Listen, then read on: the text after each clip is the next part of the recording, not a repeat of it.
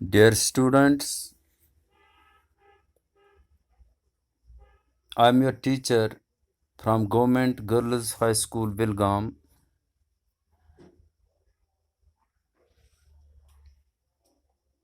I am once again with you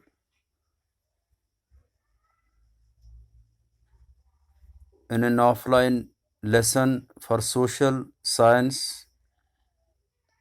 Its geography part, topic human resources.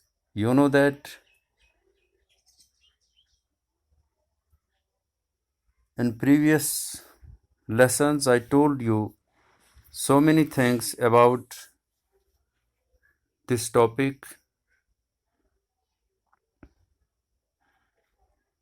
There is much more that we can share, we can discuss about this topic, but remaining with the parameters of our syllabus, I try to convey, to share necessary and required things with you in my lessons delivered to you from this end. I am trying to finish this topic now, and we will try to enter our next topics for social science. Today I am going to tell you that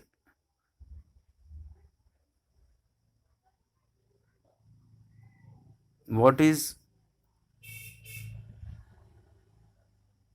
sex composition, age structure, and literacy in the world with special reference to India.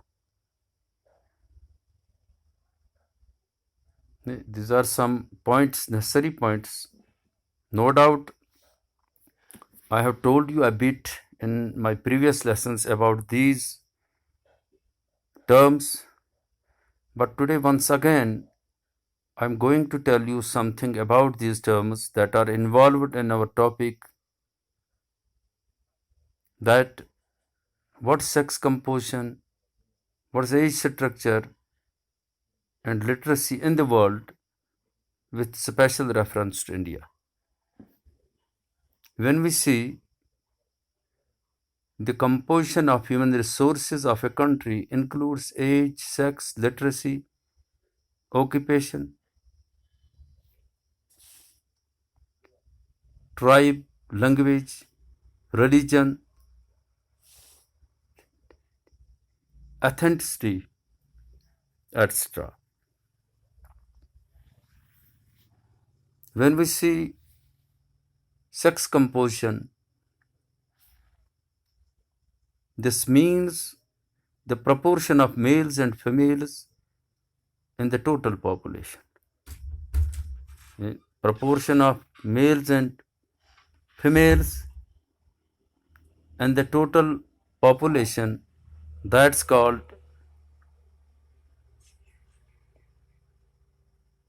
sex composition. It's expressed with the help of sex ratio. Sex ratio is defined as the number of females per 1,000 males in the population. This way, we see that when we call sex composition what it is.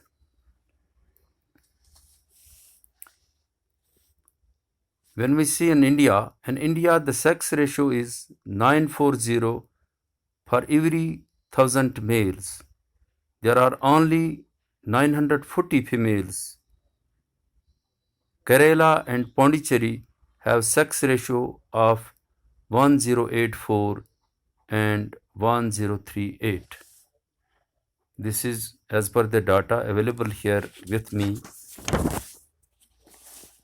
Then we see what's age structure, what we call age structure.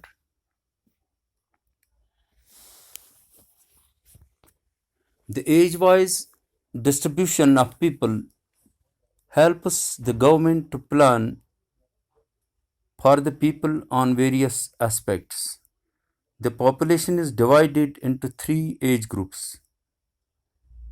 We see the population here or of any region, country is divided into 3 age groups. Number 1, 0 to 14 years, 15 to 64 years, and more than 65 years. And we see 0 to 14, 15 to 64, and then above 65 years. India has 34% of its population in the younger age group. In India, when we see, it's a special reference to India, it has 34% of the population in the younger age group as per the data available here with me.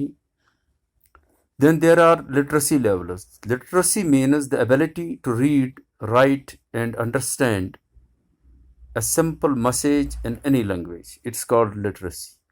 When we are able to read, write, and understand a simple message in any language, we are literate for that. If a person who is able to read but cannot write is considered as illiterate, is considered to be as illiterate. In India, a person is literate when he or she is aged 7 and above and is able to read, write, and understand a simple statement in any language. At the time of independence, only about 1/6 of the population was literate. In 2001, 65% of the population was literate in India. In India, also more males are literate than females. This is the literacy composition. High literacy states: Kerala, Mizoram, Lakshadweep, Goa, Delhi, Chandigarh, Pondicherry, Daman and Diu, Andaman and Nicobar